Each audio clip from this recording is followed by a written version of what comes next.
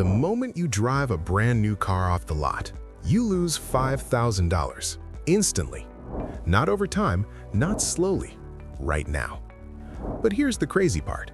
Millions of people still do this every single day, and some of them stay broke because of it. So the real question is buying a new car actually a mistake? Or is there something deeper going on? In this video, we're breaking down the real cost of buying a new car, not just the price tag, but what it silently takes from your future. We'll follow a simple story. Two people, same income, same starting point. One buys a new car, the other doesn't. And by the end, you'll see how one decision can cost over $100,000, not because of the car, but because of what that money could have become.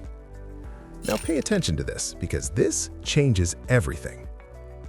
What if I told you your car loses value faster than almost anything you own? Meet John. John walks into a dealership and buys a brand new car for $25,000. It smells amazing, it feels perfect, but the moment he drives it out, that car is now worth around $20,000. That's a $5,000 loss in seconds. And this is where most people get it wrong. They think depreciation happens slowly, but the biggest drop happens immediately. But that's just the beginning. That first loss hurts, but the next losses are even worse. After year one, John's car drops another 15%. After 5 years, it's worth maybe $10,000. So from $25,000 to $10,000, that's $15,000 gone. But here's the catch.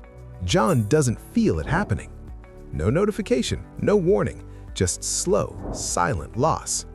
And this is dangerous because invisible losses are the easiest to ignore. But wait, because the real damage isn't depreciation. Most people don't even buy cars with cash.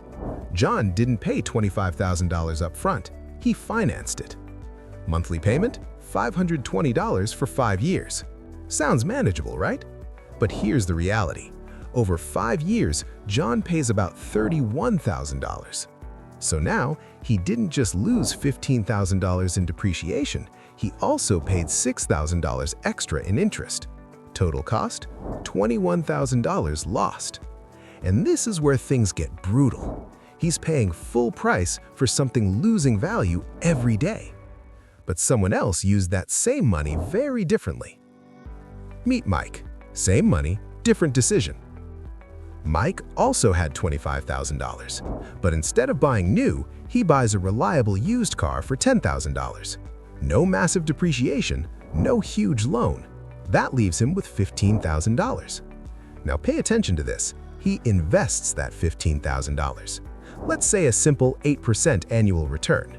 In 10 years, that grows to about $32,000. But we're not done, because this gap gets even bigger. Time turns small decisions into massive outcomes. Remember John's $520 monthly payment? Mike doesn't have that, so he invests it too. $520 per month at 8% return for 5 years. That becomes around $38,000. Add that to his earlier investment, now Mike has over $70,000. And John? He has a car worth maybe $10,000. This changes everything.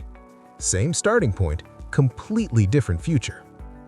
But here's where things get interesting, because this isn't really about cars. It's about something deeper, opportunity cost. Every dollar you spend is a dollar that can't grow. And this is where most people get it wrong. They only see what they're buying, they don't see what they're giving up. So why do people still buy new cars? Because it feels good. Status, comfort, identity. Driving a new car sends a signal, I made it. But here's the catch. That signal often comes at the cost of real wealth. And this is dangerous because lifestyle upgrades often happen before financial upgrades. But does this mean buying a new car is always wrong? Not all decisions are black and white. Buying a new car isn't always a bad move. If you're already investing, if your income is high, if the purchase doesn't slow your financial growth, then it can be fine. But here's the key rule. Don't sacrifice your future for something that depreciates. Because once that money's gone, it's not just gone, it's gone forever. Let's bring it all together. John buys a new car, ends up with a $10,000 asset. Mike buys used and invests the difference. He ends up with over $70,000. That's a $60,000 gap. But if we extend this to 10, 15, 20 years, that gap can easily cross $100,000. Not because Mike was smarter, but because he understood one simple idea. Money grows if you let it. So next time you smell that new car, ask yourself one question. Is this just a car, or is this financial hell in disguise? Because the real cost isn't what you pay today, it's what you lose tomorrow. And if you think this was eye-opening, wait until you see how small daily expenses can quietly cost you millions.